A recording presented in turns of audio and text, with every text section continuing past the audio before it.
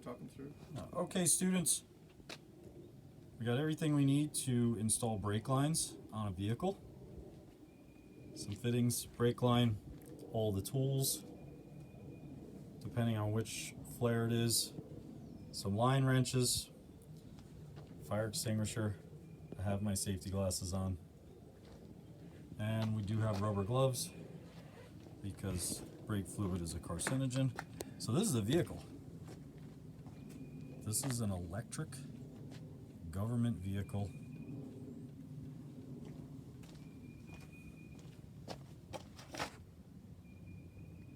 So we're going to put brake lines on this. Hopefully some of you recognize all these different parts. It's got a height sensing proportioning valve, lots of rusty brake lines, drum brakes in the rear, disc in the front, but we're only doing from this area down here where the lines are good still to the back. The rest of the lines are okay, so we're going to splice them. But as you can see, it's leaking. That's a little pressure sensor right there. So there's only a few lines, probably about 10 feet. So we're in the process of taking all the lines off. We want to use a flare wrench. And we're going to do one at a time. So we're going to take them off, and then we're going to look at what type of flare they are on the ends. As you can see, the little pressure switch broke out already. But we're going to do this small one first right here. It comes out of the switch and goes into the height sensing proportioning valve, which is not hooked up, as you can see. Okay, we have the first brake line out. It's just a short one that comes off that pressure switch, and the fitting is rusted onto the end. If you look at it, at the end of it, it's a double flare. So what we're going to do is we're going to drill that line out of the fitting so that we can reuse it. And then we kept the brake line intact, so we can basically copy it exactly, and we can do it right on the tailgate of my truck right here, so it's easier. That's always the best bet, is to keep it intact as much as possible so you can work in a comfortable space on a bench or on a truck tailgate, I guess. So you just take a 3/16 drill bit and you drill. We got it in some vice grips because we don't have a vise here, and we're just going to drill straight down through so that we can save the fitting. That's it right there. I cut off a little bit more than I need with the tubing cutter, and I'm gonna basically trace out this line after I flare the end first. We have the line mounted in the holding fixture, and then we're going to use the double flare adapter. So the line has to be tight in there to that lip right there.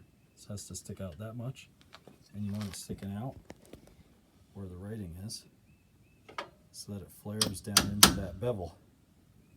So now I'm going to put the fitting in.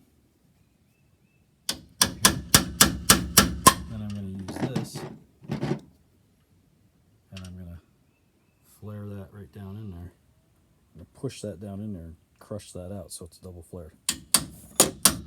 So I got that run down in there. Took the fitting out. Now I got to put the 45 down in there and make it the right fit. Okay, I have this end flared, and it's on my piece of brake line. Now I'm going to basically just lay it next to the old one and make the exact same shape with my hands. This is the nickel impregnated brake line, so it should be fairly easy to do. Here's the brake line back in. It's a little bit longer than we need it, but that's okay. We're going to cut it to length. It's better to be a little longer than too short. So now we're going to do this other small line that comes out of the top of this height sensing proportioning valve and then goes down to that hose right there. So we're going to take this one out and do that one next. Here's the next line. We just drilled the fittings off of it. So we're going to, this one's double flared on both ends, so we're gonna flare the ends, make sure the fittings are on there before you flare them, and then reshape the new piece of line to match this exact size. Okay, here's this line. Fittings on there. It's bent and flared on the one end, so the other end's a little long. We're going to guesstimate how much we need and cut it off to length. But we have to leave that bend out of it so that we can flare it and then bend it after we put the fitting on and flare it. Okay, we got the second line in there. Tighten it up with a flare wrench so that it crushes the double flare into the fitting and seals it off. Get both sides. And then we're gonna, over here, we're gonna cut this line off and we're gonna splice into that and go to the pressure switch. That's to the other end over here. So we have one splice right there coming back. That's where the switch is going to go, pressure switch. We believe that's for the regenerative braking, so the motor actually charges the batteries. So then it goes into here. We're taking the top line off. That's going to get spliced in. We're going to splice it just behind this splice right here. And then on the axle, we've got the line off on the axle. We had to cut it off. So we cut the ends. We're just going to fish that last piece out of that holder. And we're going to do this one different. We're going to actually flare it on one end and then fish it through the holders because we couldn't get the screws loose because they put stupid Phillips head screws on them. So we'll do it a little different. We'll fish it through. Somebody replaced this line once before also, and they did a horrible job. So do a nice neat repair and it'll look better than original. Okay, so you didn't get to see some of it, but here's our final product. We have all the brake lines in, 2 splices right there.